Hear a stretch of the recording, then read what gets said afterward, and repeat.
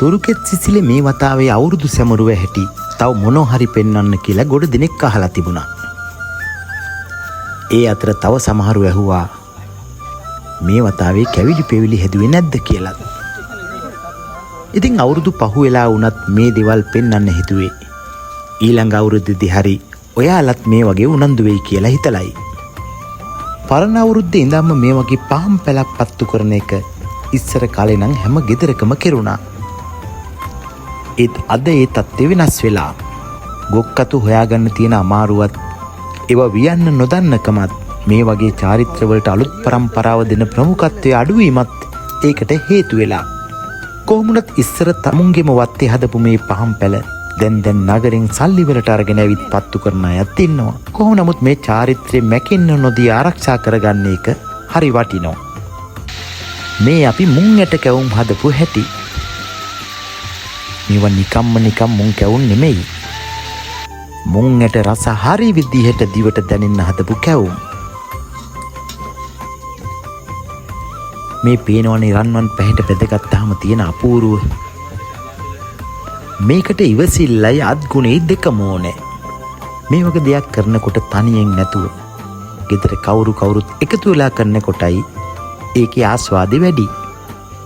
මේ වගේ කැවුම් බදිනකොට මේ සුවඳ හැම තැනම එනවා. අවුරුදු කාලේ දැනෙන්නෙම මේ සුවඳත් එක්ක. තුරුකෙත් සිසිලේ මේ කුස්සිය ඇතුලේ මේ පාර හැදුණු දේවල් ගොඩයි. හැම දෙයක්ම පෙන්නුවේ නැති වුණාට මේ කුස්සියේ ඒ ගැන හොඳට දන්නවා.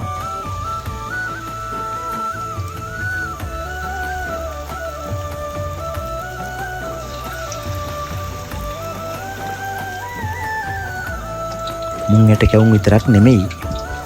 අපි තව නාරං කැවුනුත් හැදුවා.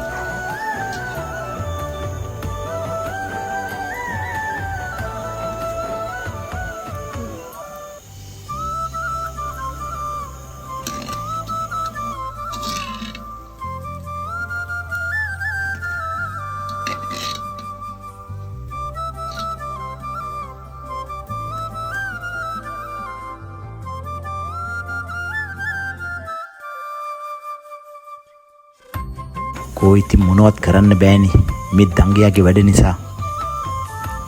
මේ පේනව නේද අපි නාරං කැවුම් වලට සූදානම් වෙලා තියෙන හැටි. මේ බලන්න මේ ලිප දිහා කොයිතරම් පිරිසිදුවට පැහැදිලිවට තියනවද කියලා. ඔයාලගේ ගෙදරත් මේ වගේ කුස්සියක් හදාගත්තොත් හැමදාම අවුරුදු සමරන්න පුළුවන්. මේ ගම මහගේ ගමහාමිනේ දෙන්න අපේ මේ හැම දෙයක්ම හොඳට බලාගෙන ඉන්නවා.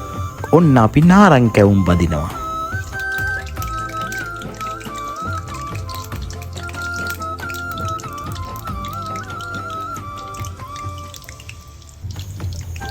මේ රන්වන් පැහැ වගේමයි මේ වෛරසත්.